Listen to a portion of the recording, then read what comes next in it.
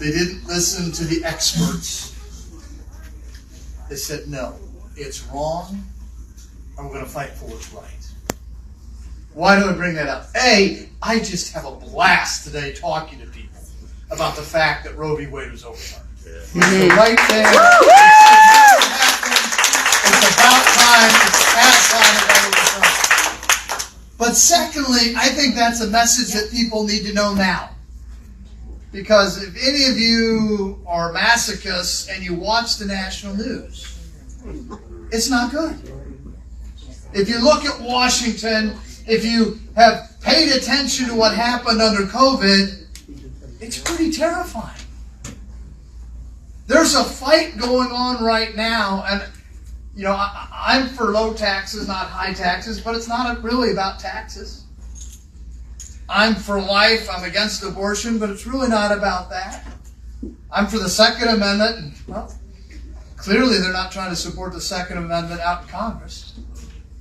But I think there's a more fundamental battle that's going on right now. And it's a battle for who will run not only this country, but who will run your lives. I mean, I'll pick on Don Hinkle, good friend of mine, good Baptist. There were Baptist churches in Springfield, Missouri in 2020 that wanted to have their members drive to church, park in the parking lot with the doors locked, the windows up, and listen to the pastor on the radio.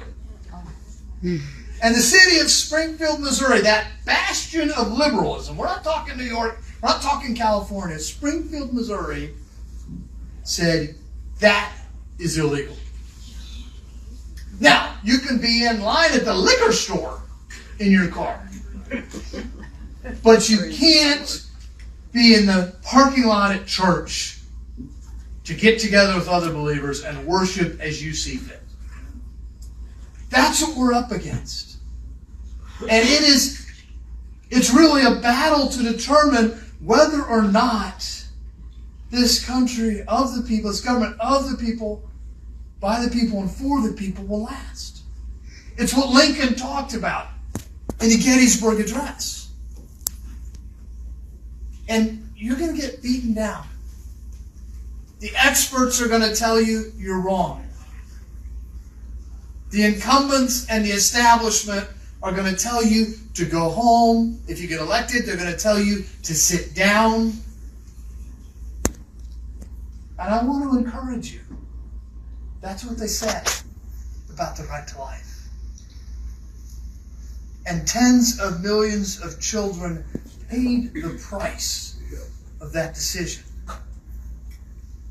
We can't take that back. But going forward, because people didn't listen to the experts, because people stood on conscience and did what they knew was right. And some of those people that really led the way, they didn't survive to see today. But millions of children are going to grow up. And they're going to live and breathe in freedom because of the fight that was fought. And that fight will continue. And I want to encourage you, not just when it comes to life, but when it comes to this government and whether you were put here by God to serve the government, that's a no, or whether we, the people, created government to create a framework to allow us to make our own decision and choose how we would live and work to be as successful as God has given us the ability to be. That's the decision before us. And it's important. I'm almost 50. I'll turn 49 in a couple of weeks. I'm okay. But what about my kids? And what about their kids? What we're fighting for is we're fighting to make sure that our children and our grandchildren don't ask why. Why did you give it up? Every one of us has had the opportunity to grow up and live and breathe in the greatest country on the face of the earth. Now, some of you know me, so you wouldn't necessarily agree that I've grown up. And we have a debt. We have a debt to pay to those that came before us. Because this country is not the way it was. I didn't grow up in it the way it was because of what I had done. I did it. I got to do it, and the environment was created by those that did the hard work of citizenship before me. So I want to encourage you to live your life with the understanding that you owe a debt to people you will never meet that died before you were ever born. But you can only pay that back, and you should pay that back, by being the active, involved citizens to make sure that the blessings of liberty and tranquility continue on for future generations. And it's more foundational than taxes. It's more foundational than the Second Amendment. It's more foundational than whether the Department of Education is constitutional. It's more foundational than the Federal Reserve. It's who shall serve who. Will we, the people, be the master? Or will we be a slave to government and to big business? That's the fight. And let me tell you, they'll lie to you and tell you it can't be won. It can be. All we need are people that are willing to stand. There are individuals in elected offices that will follow leaders that will lead in that direction. We don't have enough leaders. We've got, 39 days, I think it is now, maybe 38 until our August 2nd elections. Find those candidates that are on your ballot. Find what they believe in. Do they believe that the education establishment knows better how to educate your children, or do you believe that you should make that choice? Do they believe that the government can better use your funds, or you should have that money? Find those candidates. Get behind them. Because if you do, November is going to be wonderful. Is there anybody here that will admit that in November of 2016, when the results started coming in and we said, wait a minute, this isn't going quite the way the experts told us it would. Was I the only one that kind of turned over to CNN to see what was going on? I know I watched it several times the next day on YouTube. But do you remember that feeling when the numbers started coming in and there started to be a little bit of uncertainty in the announcers' voices that knew that she was going to be the president? I don't want to mention her name, if that's okay. And then as the numbers became more and more pronounced, they started to the mascara started to run. If we work and identify candidates that believe in individual freedom, this November will be even greater. And let me just tell you, individual freedom, it's not a political issue. It's a God thing.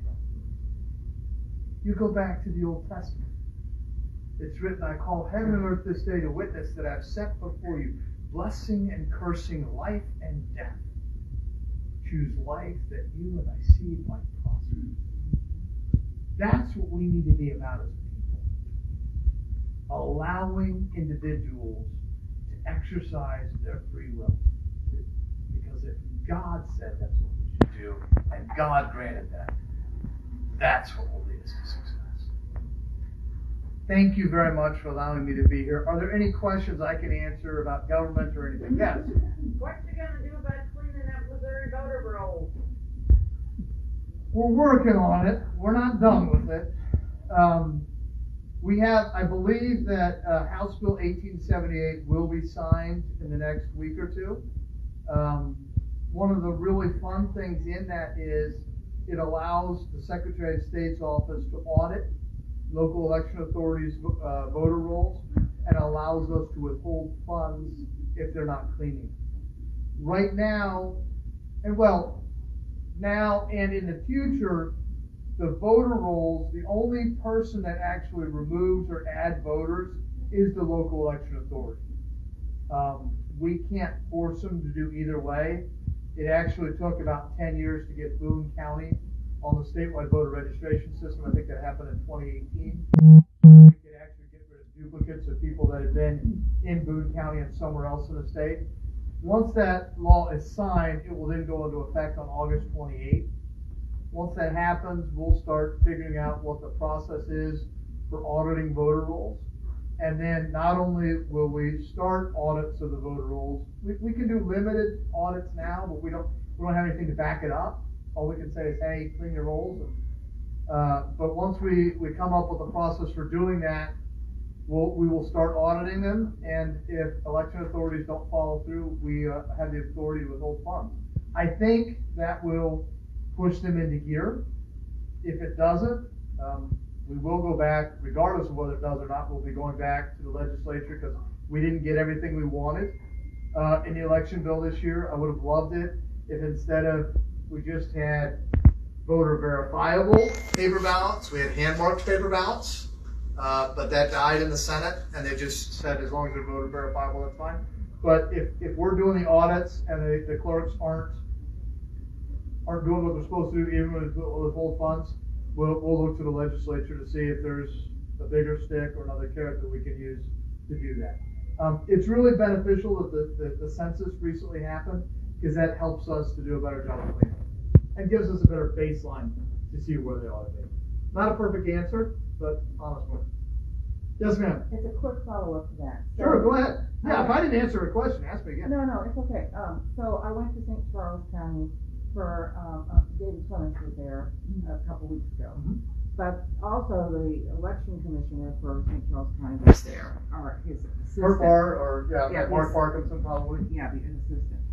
So I was just questioning him afterwards, and he said, well, we moved voters to an inactive status, but because there's a federal law that says we can't remove them for 4 federal election cycles, we can't remove them. I think it's 2 federal elections. Whatever. That's ridiculous.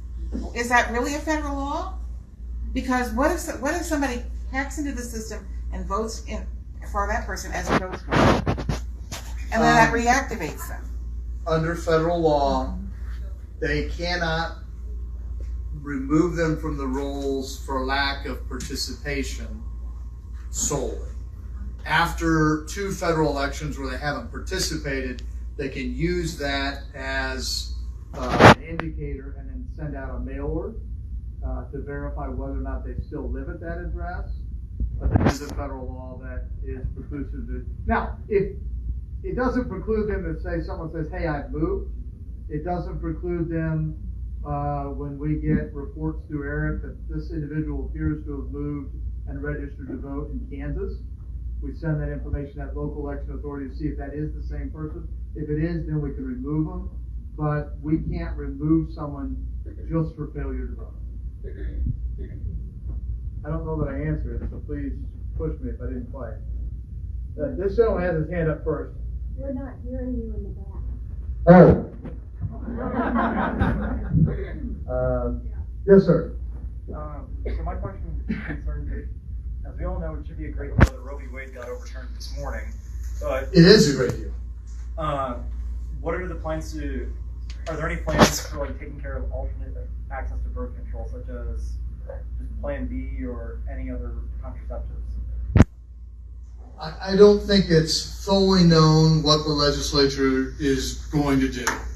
If I had to guess, I think you're going to see real movement to see what we can do to reduce chemical abortions and the mail order of chemicals to do in-home abortions, which are, well, I mean, every abortion, one person dies, but with chemical abortions, there is a greater risk for the woman also. Right. I think you'll see that. That's the biggest one that I know of from my talks. I don't know what kind of the next level after that is. There are a lot of different thoughts, but that's the biggest one I think that they'll go after there. All right. And just a quick follow-up. In some cases, Planned Parenthood is converted from doing abortions there to consulting women on how they can get them to state where abortion would be legal. Yeah, they're pushing women just across the Missouri line. There are 2 major clinics they've built. That is exactly what they've been doing in St. Louis. Are there any plans to tackle that, or? I don't know. I would say that it's clear to legislators and others that that's a problem. I'm not sure that there's a clear legislative solution to that. Thank you. Well, you all probably know our legislatures refused to defund Planned Parenthood. Now, they will tell you they defunded Planned Parenthood. What they did was, a couple of years ago, they put in the budget that Planned Parenthood wasn't supposed to get any money. There was a big lawsuit and trial and Supreme Court case, and the Supreme Court said, look, if you want to do that, you're not allowed to put that in the budget. You have to actually put that in statute. These monies cannot go to Planned Parenthood. You will probably hear some of our state senators saying that they defunded Planned Parenthood this year. Once again, they removed the money from the budget for Planned Parenthood, which they know is ineffective. When they had the opportunity on the FRA to actually put it into statute the way the Supreme Court said they needed to do it, they refused. Why we need two senators. There's a gentleman on the fourth table back there. You had your hand up. Yeah, back to voting integrity, Dominion machines. Some of us, a couple of weeks ago, you explained there have been problems with those. Heck of a lot of concerns, yes. Yes, and you explained that publicly. Well, are you talking about there was CISA put out a vulnerability disclosure? Is that what you're talking about, or is there something else? I can't remember, but I read your response to Okay. voting machine problem, to all of our integrity, and part of that was about Dominion machines. Yes. And many people were not very satisfied with that. Can you talk to us about those machines, that type of voting, and what you think needs to be done and whether you can do it or not? Yeah, that was why. Well, where to start? There was a lawsuit down in Georgia. There's been a continuing multiple lawsuits about the equipment that was used. They use Dominion equipment with some certain software. There was an investigator, and I'm not quite going to pronounce his name correctly. It's like Halderman out of Michigan. As part of the court case, he was given access to the Dominion equipment, took it back to his laboratory. I think he works for one of the universities, but I don't know which one, so don't quote me on that one. And he investigated it for several days and came back and said, these are potential vulnerabilities in this equipment due to this software. The vulnerabilities that he disclosed require someone to have direct physical access over a prolonged period of time to set it up. So we do have rules and procedures that are designed to stop that from happening. That's not perfect, though. What we tried to do with the legislation that we pushed forth the last 2 years, and our legislation passed this year, but it got amended, what I had suggested was we just go to hand-marked paper ballots. We haven't been able to replicate any problems that have supposedly been associated with Dominion equipment, but that's proving a negative is hard to do. And what we thought was, let's just move away from electronic equipment because, truth be told, Dominion, ES&S, Hart InterCivic, any sort of electronic equipment, if you can take it to your lab for 2 weeks and use whatever equipment on it, you can mess it up. So what we wanted to move to hand-marked paper ballots, except for people that need accessible equipment. Because we do have voters that they can't hand-mark a paper ballot, but intellectually they're still all there. So they're of age, they're citizens, they're residents. They still have the right to vote. We have to make it possible for them to do that. Unfortunately, in the bill that was passed, the legislature still wanted to allow the ballot marking devices for anyone that wants to use it. It does outlaw the DREs, and we are exploring what we can do with regard to the certification process for ballot marking devices, because at the very least, we'd like to have ballot marking devices. If we can't get the law changed where it's all hand marked, we'd like ballot marking devices where it's the tabulation is based on human readable data. And by that I mean we'd like it so it's just the plain language that you read is also what the tabulator uses to pick who wins. We didn't get that through. I do think we're better off than we were. So that's still a process. What I will say though is they looked at the different Dominion equipment and the Dominion software. And of the variants of the Dominion equipment and the Dominion software that they said, well, with the right amount of physical time and know-how, you could exploit these. There's only one of those machines in the state of Missouri, and it's generally used for one vote every election. And it's for an individual that needs the accessible. So that's not a perfect answer, but it does mean that we were able to go back and at least verify that none of the elections that equipment was used in had any elections that were within 1 or 2 votes. But that's making it work. And if we just went to hand-marked paper ballots, we don't have to worry about it at all. Well, here's a simple question. Yes, sir. Are you happy with voting in St. Louis and Kansas City? Are you happy with the way those elections are being conducted as the Secretary of State?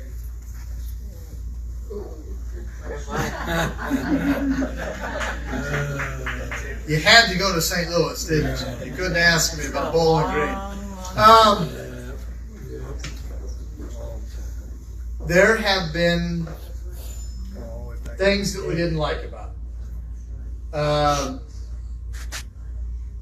There was a municipal election earlier this year where under the ordinance they weren't supposed to put the political party affiliation, and yet on the ballot they put that anyway. We feel like that's not following the law, and that could be used to push things one way or the other. In 2020, the League of Women Voters went into St. Louis and they helped, quote, cure ballots, which should mean that they went in and said, are there any ballots where we need to call the voters because there's something missing on the ballot? But they just did it in St. Louis. They didn't do it statewide, so I think there was an equal protection problem. Right. And then, from what I'm told, they said, we just want to do this in certain precincts. Now, if you're just trying to be a good citizen and help out, don't you kind of say, dump them all in a pile, and we'll just take them randomly off the top of that? So, there have been concerns. Happy to say that the legislation that was passed that I expect to be signed in the next week or two does forbid the curing of ballots, because we don't think someone else should be touching your ballot after your vote unless it's part of an audit or it's part of some sort of judicial determination. But I do not have any evidence that leads me to believe that elections have been changed by malfeasance like that. But I also think that things haven't always been done exactly the way they should be done. And that's probably not as simple an answer as you wanted, but I tried to be very open with it. You've got the name and the position, and we would encourage you to, in voting propriety in this state, we would encourage you to lead the way and be loud and make sure that Missouri leads the country in that kind of thing, because some people are discouraged that we're even going to get decent elections this year. Exactly. Absolutely. And we should not let that happen in this state. And whatever it takes, you're the guy. Well, I try to be that guy, but I have no authority over boards of elections. Boards of election are appointed by the governor. I have no authority over the election authorities. I'm hoping to get some authority. Well, when the law gets signed, I'll have the ability to withhold funds on voter registration and auditing those. I'll have the ability to force them to allow us to do cybersecurity audits of their offices. And you know what? I'd really appreciate your thoughts on what more we could be doing, because I'm not going to think of everything. One of the things that I could really use your help with, and one of the, I hate to bring it up, but I got to be honest with you, there's one really big thing that was missing from our elections bill this year. What's one of the number one things we ought to do with our elections? Anybody want to shout out to you? No, you make it a national holiday. You know what happens? Nobody shows up to go to. People take Monday off from work. Everybody's taking 4-day weekends, and I can't get poll workers. I got to have poll workers. That's one of the best lines of defenses for our elections, is having people you know that your kids played sports with, that you worship with, you name it, that are actually running elections, not some unknown consortium or something. What else do we need in elections? Nobody here from Arizona? Audits? Audits. One thing that we really didn't get in the election bill this year was how do we appropriately audit our elections? There's a lot of us who would volunteer. A lot of us would volunteer. I'm not against, please, your help is needed. And you know where your help is needed on that? On figuring out how you would do an audit. I think there was agreement enough that it would have passed, but the problem was getting agreement on how you do it. And let me explain. Do you do a major audit every 2 years? Do you do a major audit every 6 years with every 2 years a minor audit? How do you decide what to audit? Who decides? Does the Secretary of State? Could be his fault if you have a problem. Is it the legislature? How often can you do it? That's the sort of thing that people that are interested could really help. I talked to a lot of legislators about it, and a lot of them said they were for audits, but they weren't comfortable that we had a good way to do that. How do we involve the Secretary of State, but at the same time say, hey, it could have been that guy's fault, so we don't want them in charge? How do we have the legislature maybe be a trigger for it? How do we make sure there's money that's available for an audit? So if we want to bring in a third party, how do we decide the qualifications of the third party? That is something that I would love to see us be able to get. I would have liked to have seen it get done this year. At the end, I was trying to just get language that specifically spelled out that the legislature had the authority to do an audit. There's some belief, I tend to think, that the legislature can do an audit right now if they want to over their supervisory powers and because they control the budget and they have to have oversight. But I think it'd be really good because you all care. You're informed, you want to be involved.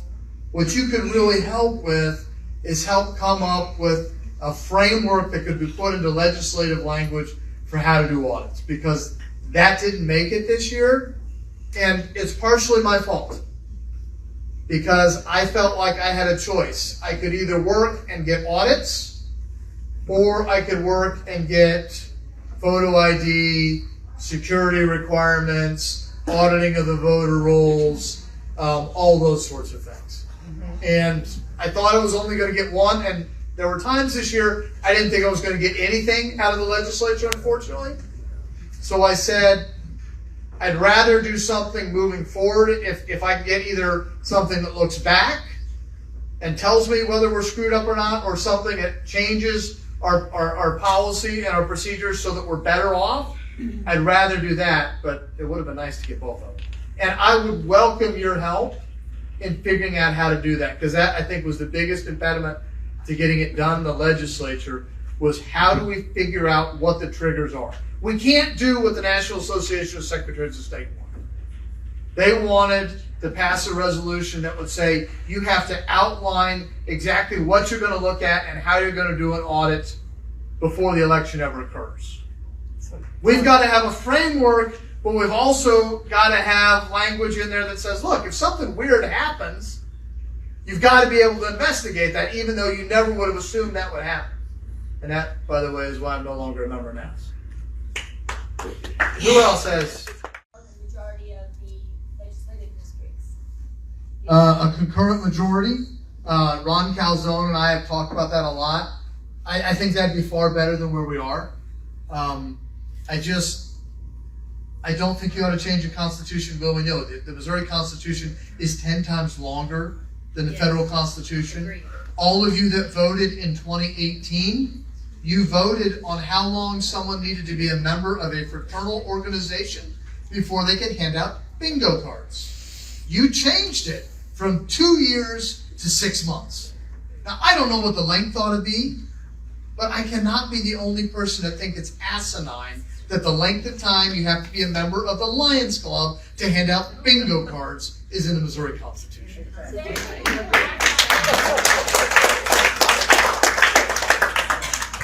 to the Ron Calzone method, don't you agree that that would be a more representation of Missouri because it would keep Kansas City and St. Louis from dominating the election then? They're the ones that always. So I think it'd be better than where we are. Because Well, people maybe don't have better, but is it confidence. better than the proposal you're saying of say 67%? I guess what I'll say is this. I'm not going to get to make the final determination on what the legislature decides on. So right now I am trying to encourage them along any of those lines to move forward. And whichever one they pick, I would be happy to support. But I don't want to be denigrating one that is better than where we are now. That could be the one they end up putting on the ballot, and then people use my words to stop something that would improve our state. I'm going to take what I can get, but I will always exhort for more. And I have a question. So, I understand that every 20 years, yes, yes, there is a question that's supposed to go on the ballot the November ballot, yes. about rewriting the Constitution. Whether or not we should have a constitutional convention. Correct. Isn't that coming up this year? Yes. In the November general election, you will vote as to whether or not Missouri should have a constitutional convention. That is every 20 years. Isn't it wonderful? Some of you know this, some of you don't, most of you probably don't care. But Paul and I ran against each other. He ran for Secretary of State, or I ran against him, how do you want to put it? Yeah. That's what happens. Isn't it great to have good conservative people that can like each other and have minor disagreements, but say, look, we need to move further to the right. And he doesn't agree with everything, but I think on the major issues, we're pretty close. Yeah, I invited you to join the Constitution Party. And I reciprocated. And I asked you to drag the Republican Party closer to the Constitution Party. We're working on it. That's what we need. And please, before you vote on whether or not we should have a constitutional convention, look at how the delegates are chosen. All too often, good citizenship takes work. It's hard work. But look at how those delegates are chosen. That may have a bearing one way or the other on how you vote. So, I have a follow-up question. Yeah. So the only question is whether or not to have a convention, not how the delegates are chosen. Yes. The question is, do you want to have? And there are rules already for how those delegates would be, which some people find concerning. It may be, you could end up, I'm not an expert on it, and it's been a while since I've looked at it, but it seemed to me you could end up with a group of delegates that was, had far more leftists on it than the state as a whole would elect either statewide or to legislative districts. So there are already rules for that. There are rules for how the delegates, and they're not always clear. And I don't think it's ever been utilized. So there's never been litigated and actually gone through the process. Because our Constitution isn't that old, 45. Sure. From 1945, not 45 years old. Can those rules be changed by the legislature? Those rules, I believe, are in the Constitution. Okay. So it would have to be by vote of the people. Thank you. And I wouldn't really trust the legislature anyway. For the record, you are not a member of the National Association of Secretary of States. Is No, that- I'm not.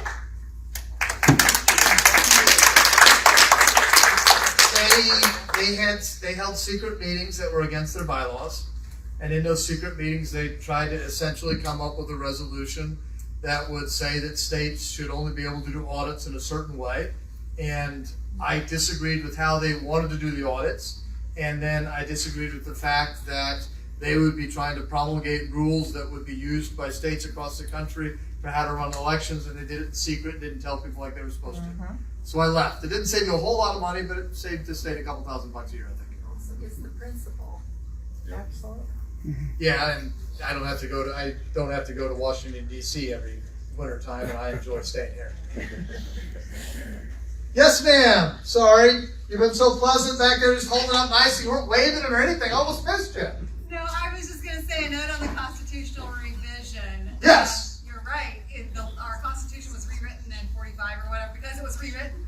I mean, that's the last time we had one.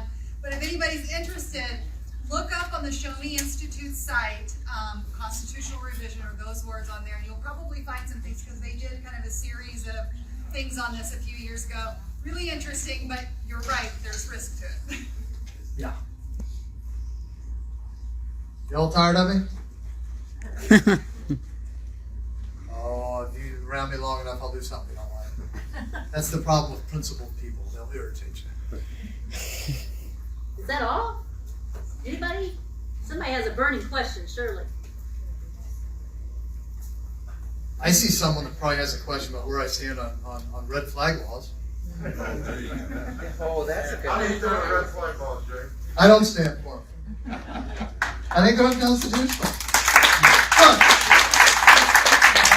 if I can take the right of the news media away to say what they want to say when they commit a misdemeanor, maybe we can discuss it. The idea that the Second Amendment is a second-class right is wrong. The Second Amendment is very clear. The right of the people to bear arms shall not be infringed. It doesn't say can only be kind of infringed. It doesn't say as long as 5 black-robed dictators in Washington, D.C. think it's okay, they can do it. And that's what I really loved about the decision that came out about the New York law about giving out concealed carry licenses. Right at the top, and one of the main points that was made in it is you have to treat the Second Amendment the way you treat the First Amendment. You have to treat it the way you treat the Sixth Amendment. It's a constitutional amendment. If you don't like it, amend the Constitution. It's really easy, except you're trying to do something stupid, so it won't go through. And it's really disappointing to me that we saw, frankly, some of our, I believe at least one of our senators voted for a, quote, gun law, which will do nothing to stop school shootings or things like that. It will just spend more money we don't have. It will enlarge the Justice Department, which I think we can all see over the last couple of years has not been the Justice Department that we could believe in 30 years ago. It's just enlarging the federal government. And you know what's going to happen? There's going to be another mass shooting. There's going to be several more. I don't like that. That's a terrible thing. And you know what they're going to do? Well, we did this last time, and it didn't work, so now we need to go further. That's right. And we need to elect people with the spine to stand up and say no. If you want to amend the Constitution, get it through Congress, see if the states will ratify it. But that was another great decision of the court to say no. The Second Amendment is just as strong an amendment as the rest. Well, thank you very much. Thanks for letting me talk. Happy to stick around and talk to you individually.